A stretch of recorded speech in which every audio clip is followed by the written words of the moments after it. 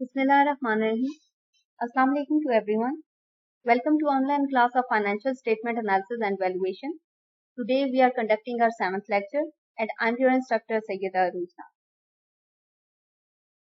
Class, as you know, in previous lecture we started ratio analysis where we discussed about the liquidity ratios. Continuing the ratio analysis, today we are going to discuss about the solvency ratios.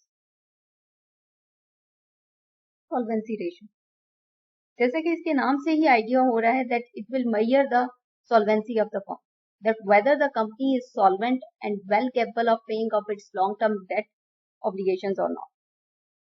If we want to check the solvency of the firm, it means that we want to check the debt capacity of the firm. That will be the firm able to return its credit or borrowed money or loan on time or not.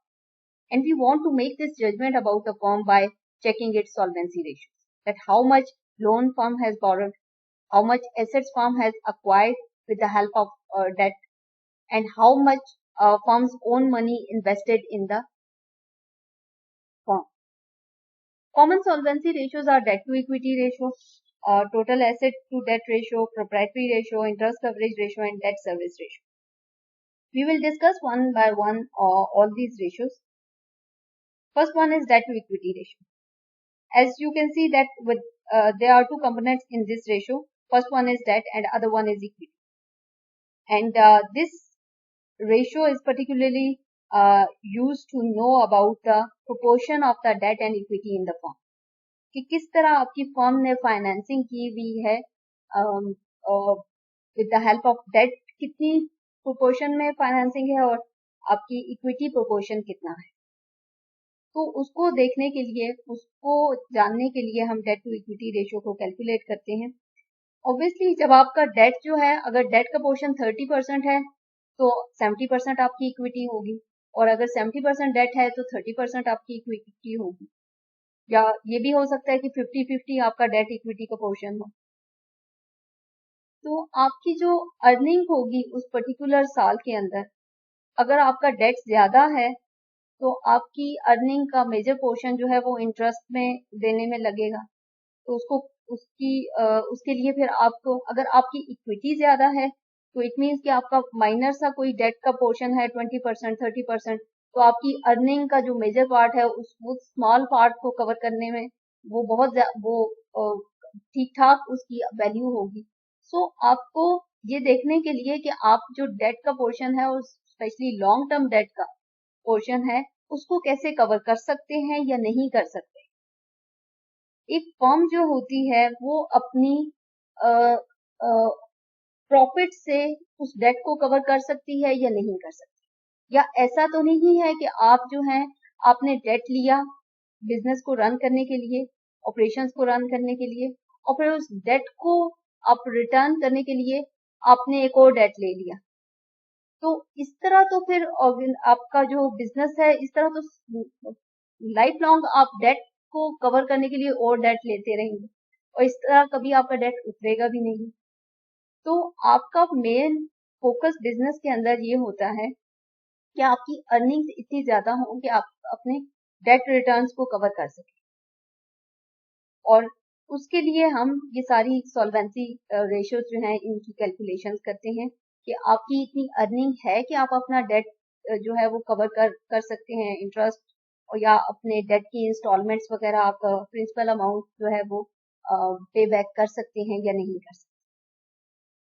अगर आपको direct figures provide नहीं की जाती balance sheet की, total date की या total equity की, तो आप कैपिटल एम्प्लॉयड के फार्मूला को भी यूज करके आप अपनी इस पर्टिकुलर रेशियो की फिगर्स, अमाउंट्स को और कंपोनेंट्स की फिगर्स को आप ले सकते हैं.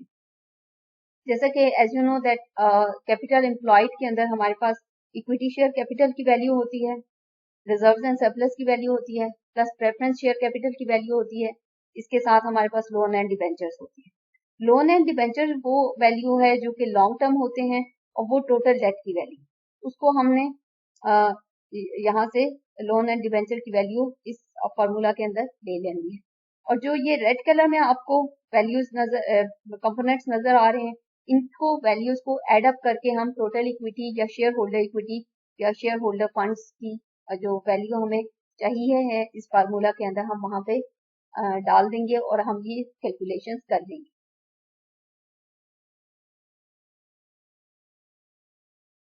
The second ratio we have is total asset to debt ratio. As the name suggests of this ratio that there are two components. First one is total asset and the other one is debt. Debt is again that long-term debt, loan and debentures. इसके लिए formula जो है वो है total asset over date और long term loan and debentures. Again ये values आप capital employed के फॉर्मूला से भी ले सकते हैं. और ये रेशो जो है ये मेजर करेगी कि आपकी कंपनी के अंदर कितने एसेट्स जो हैं वो डेट से फाइनेंस किए हुए हैं. तो आपको ये आइडिया जो है वो total asset to debt ratio की हेल्प से ये मिल जाएगा कैलकुलेशन से कि आपकी कंपनी के कितने एसेट्स की फाइनेंसिंग जो है वो डेट से हुई है. और इनकी वैल्यूज आप कैपिटल एम्प्लॉयड के फार्मूला से भी ले सकते हैं कि जहां पे हमारे पास equity share capital, reserves and surplus, preference share capital, loan debentures की वैल्यू ये गिवन होती है. अब यही लाइबिलिटी साइड पे बैलेंस शीट पे भी यही वैल्यूज होती हैं. और प्लस इसके अंदर क्या मिसिंग है, करंट लाइबिलिटी. करंट लाइबिलिटी की वैल्यू अगर हम ऐड कर दें इसमें तो हमारे पास बन जाएगी टोटल लाइबिलिटीज की value. And as you know total liabilities are equal to total assets. तो वो सेम वैल्यू आप टोटल एसेट के अंदर डाल के और इसकी कैलकुलेशंस आप कर सकते हैं. The third ratio we have is proprietary ratio. Proprietor is the person who started the business. He is the owner of the business. So in proprietary ratio, we will check the solvency from the owner's perspective, that how much he has invested himself in the business. The proprietary ratio is also called the equity ratio, is the proportion of the shareholders' equity to total assets. इसको हम share holder fund या share holder equity भी कहते हैं, proprietary fund भी कहते हैं. तो जो शेयर होल्डर फंड्स की या शेयर होल्डर इक्विटी की वैल्यू होगी वो हम इस फार्मूला के अंदर डालेंगे और साथ में हम टोटल एसेट्स की वैल्यू इसके अंदर ऐड हम करेंगे. कि ऑब्वियसली कि उसकी हम ये चेक करना चाह रहे हैं कि प्रोप्राइटर की थ्रू शेयर होल्डर इक्विटी या प्रोप्राइटर फंड के थ्रू उसकी कितनी इन्वेस्टमेंट हुई है एसेट्स के अंदर. तो उसको मेजर करने के लिए हम प्रोप्राइटरी रेशियो को यूज करते हैं. और अगर आपकी प्रोप्राइटरी रेशियो जो है वो हाई है, it indicates that the company has a sufficient amount of equity कि जो आपके बिजनेस को सपोर्ट करती है और आपके जो पेबल्स हैं, जो लॉन्ग टर्म डेट्स हैं उनको कवर कर सकती है. और जो अगर ये रेशियो की वैल्यू लो आती है, इट मीन्स कि आपकी इक्विटी जो है वो इतनी ज्यादा नहीं है कि आपके डेट्स को पे कर सके.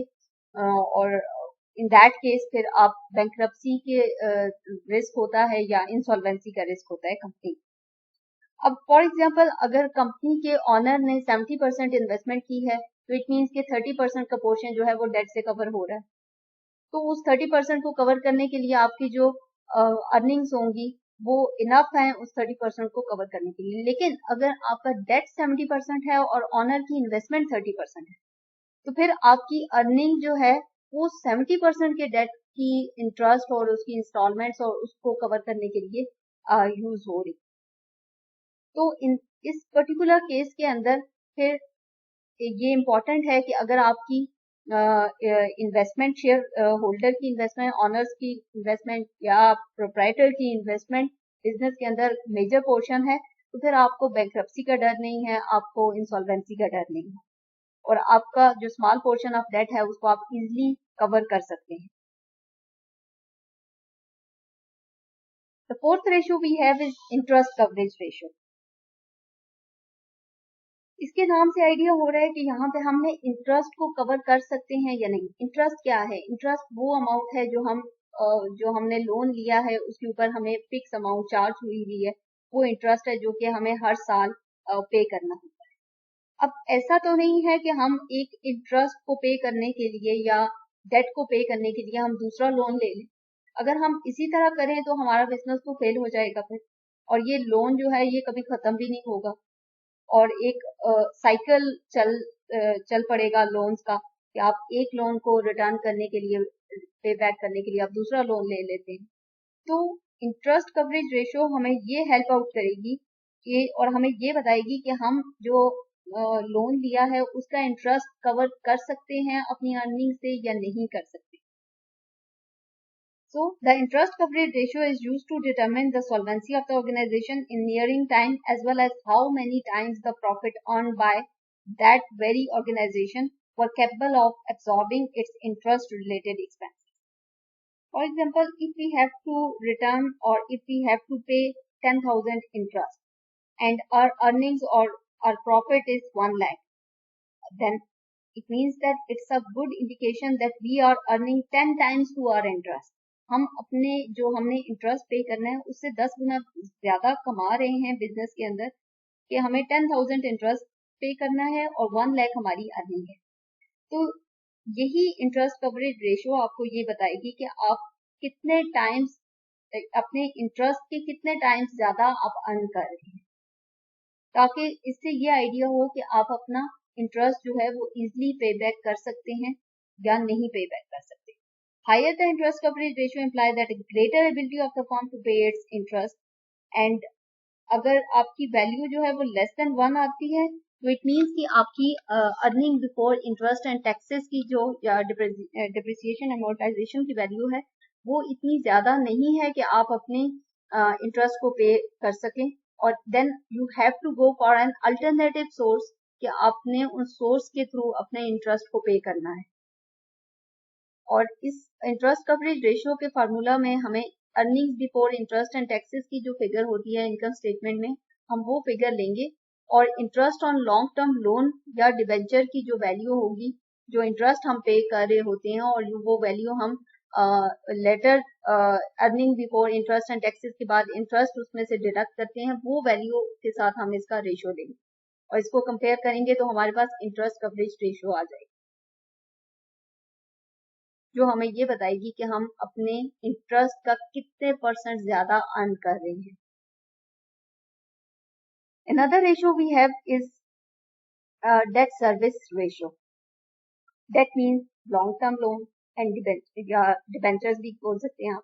So returning servicing long term loan or debenture, how much money has earned by the firm. And debt service का मतलब है कि डेट के अंदर 2 कंपोनेंट्स हैं। आप जब लोन लेते हैं तो एक तो आपको इंटरेस्ट उसके ऊपर पे करना पड़ता है, प्लस जो आपकी प्रिंसिपल अमाउंट है वो आपको पे बैक करनी पड़ती है। प्रिंसिपल अमाउंट यूजली इंस्टॉलमेंट्स के अंदर भी हो सकती है या लमसम के अंदर भी आपने रिटर्न करनी होती है, तो डिपेंड करता है कि आपकी किस नेचर का लोन है। और उसके लिए फिर आप अब डेट सर्विस के अंदर दोनों कंपोनेंट्स हैं। Installment, let's say we consider the principal amount की हम इंस्टॉलमेंट्स को कंसीडर करते हैं, प्लस हमारे पास इंटरेस्ट है और हमें ये दोनों पे बैक करने हैं। तो उसको मेजर करने के लिए कि वेदर हमारे फर्म की इनकम या अर्निंग इतनी है कि हम वो इंटरेस्ट को भी कवर कर सकें और प्लस हम उस इंस्टॉलमेंट को भी कवर कर सकते हैं, बट अपनी फर्म के प्रॉफिट के अंदर, प्रॉफिट से उन चीजों को हमने कवर कर सकते हैं या नहीं कर सकते। ऐसा तो नहीं कि हमें किसी अल्टरनेट सोर्स की तरफ जाना पड़े कि हम इंटरेस्ट को या उन इंस्टॉलमेंट को कवर करने के लिए हमें किसी और सोर्स से फाइनेंसिंग करके और ये रिटर्न करने पड़े। तो हम ये मेजर करना चाह रहे हैं डेट सर्विस रेशियो के अंदर कि हमारी फर्म की इतनी अर्निंग्स हैं कि हमने इंटरेस्ट कवरेज के अंदर जस्ट इंटरेस्ट की बात की, यहाँ पे हम इंटरेस्ट के साथ इंस्टॉलमेंट को भी पे करना है, तो हम earning after interest and taxes plus interest over interest on long term loan plus installment. अब हमने इंस्टॉलमेंट्स को भी कवर कर रहे हैं तो उसके लिए हमें ये फिगर्स चाहिए होंगे। इनकम स्टेटमेंट में हमारे पास फिगर होती है earning before interest and taxes, उसके बाद हम उसमें से इंटरेस्ट की वैल्यू डिडक्ट करते हैं, उसके बाद हमारे पास वैल्यू आती है अर्निंग बिफोर टैक्सेस, फिर उसके बाद हम टैक्सेस को भी डिडक्ट करते हैं और एट द एंड हमारे पास नेट अर्निंग्स की वैल्यू आती है। अब यहाँ पे हमने जो वैल्यू लेनी है वो हमारे पास है earning after interest and taxes, जो कि नेट इनकम की वैल्यू है, और उसके अंदर हमने इंटरेस्ट को एड ऑन करना है, क्योंकि एक सीक्वेंस के अंदर हम डिडक्शंस कर रहे होते हैं। उसी सीक्वेंस के अंदर हमने इंटरेस्ट को पहले डिडक्ट किया, फिर टैक्स को डिडक्ट किया, फिर जो नेट इनकम या अर्निंग आफ्टर इंटरेस्ट टैक्सेस की वैल्यू आई, उसके अंदर हम इंटरेस्ट के अमाउंट को दोबारा ऐड ऑन करेंगे और उस वैल्यू को हम फिर उसको कंपेयर करेंगे interest on long term loan and debenture plus installment की फिगर्स। तो हमारे पास डेट सर्विस रेशियो की फिगर आई, और अगर ये रेशियो आपकी लेस देन 1 है, इट मीन्स कि आपका प्रॉफिट, आपकी अर्निंग्स, आपकी इनकम इतनी नहीं है कि आप डेट सर्विसिंग कर सकें, या डेट सर्विसिंग के अंदर आप इंटरेस्ट को पे कर सकें या इंस्टॉलमेंट्स को पे कर सकें। तो ये सारी वो रेशियोज हैं जो कि रिलेटेड हैं शेयर होल्डर्स इक्विटी के साथ, टोटल डेट्स के साथ और आपकी टोटल एसेट्स के साथ, कि आप अपने जो डेट या इक्विटी से फाइनेंसिंग करते हैं और फिर उसकी इन्वेस्टमेंट एसेट साइड पे हमें बैलेंस शीट में नजर आती है, तो उसका कितना प्रोपोर्शन है। एक तो डेट इक्विटी का प्रोपोर्शन कितना है, सेकेंडली आपकी एसेट्स के अंदर आपकी डेट की कितनी कंट्रीब्यूशन है, थर्डली आपके प्रोप्राइटर की जो इन्वेस्टमेंट है और उसका कितना प्रोपोर्शन है बिजनेस के अंदर। तो ये वो सारी इंफॉर्मेशन हमें ये बताती है कि आपकी फर्म इतनी कैपेबल है कि अपने लॉन्ग टर्म लोन्स को कवर कर सके या ना, या नहीं कर सकती, या उसके अंदर उसको इंसॉल्वेंसी का रिस्क तो नहीं है और बैंक्रप्सी का रिस्क तो नहीं है। और ये वैल्यूज जो हैं फर्म के इंटरनली भी यूज होती हैं, और सेम वैल्यूज जो हैं जो आपके क्रेडिटर्स हैं जो आपको लोन देते हैं जहाँ से आपने बोरोइंग करनी है, तो वो भी आपकी इन रेशियोज को कैलकुलेट करते हैं, फाइनेंशियल स्टेटमेंट्स का एनालिसिस करते हैं इन्हीं रेशियोज के थ्रू, ताकि वो ये देख सकें कि आपकी फर्म जो है वो कितनी प्रॉफिटेबल है, कि वो अपने अर्निंग्स उसकी कितनी अच्छी हैं कि वो अपने लोन्स को रिटर्न कर सकती है, ताकि आपको लोन ग्रांट किया जाए, ताकि आपकी जो डेट रिक्वायरमेंट है उसको फुलफिल किया जाए, या कर सकते हैं या नहीं करना चाहिए। तो ये वो सारे डिसीजंस हैं जो कि आपके फाइनेंशियल इंस्टीट्यूशन या आपके क्रेडिटर्स ने लेने होते हैं आपकी इन फाइनेंशियल स्टेटमेंट्स के एनालिसिस के बाद। होपफुली आज का लेक्चर आपको कॉन्सेप्ट भी समझ आ गया होगा और टर्म्स भी समझ आ गई होंगी। Regarding this lecture any question and queries are most welcome. Thank you for joining. अल्लाह हाफिज।